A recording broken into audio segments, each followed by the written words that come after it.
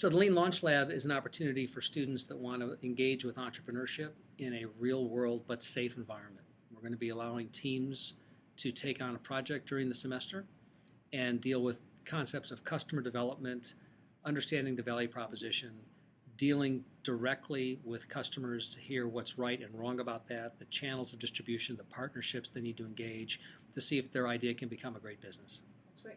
What kind of students are you looking for? We want to attract students that are interested in the process and learning about how to innovate and be creative, but are also willing to come to the table and learn what they don't know. It's really not about executing that great idea, but to find out the resources you need, the knowledge you need to understand and collect to make better informed decisions, and ultimately to pivot towards something that might make more sense than the idea you first came in with. That's great. Can you give me an example of a team that's gone through the Lean Launchpad that has shown some of that pivoting? We've taught the Lean Launchpad at Berkeley and at Stanford, and now we're bringing it to Princeton. And the teams we've worked with, including scientists and people from the National Science Foundation, have found a lot of creativity and change. One team out of Stanford, for example, were vision recognition scientists. They started out trying to build an autonomous lawnmower, much like a Roomba but for lawns, because it could find the difference between grass and concrete. Turns out that no one wanted that product. They understood that they could do more than just gross levels of green and concrete. They could even turn out whether it was an organic carrot versus a weed. So they did some market development and realized that a machine that could prune weeds from organic farms could be very valuable and in fact could increase yields by 300%. Turns out farmers didn't want to buy that either. They don't have a lot of money.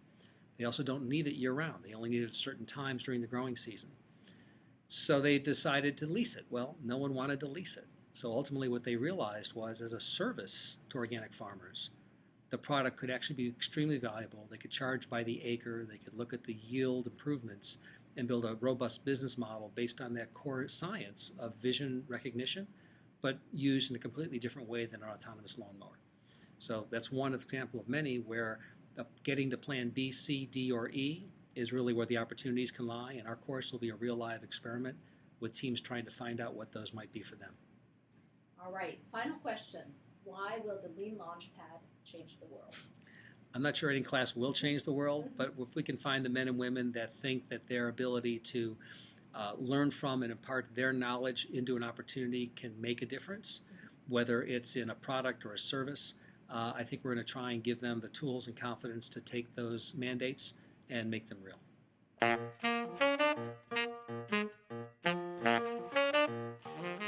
Princeton University's Keller Center, educating leaders for a technology-driven society.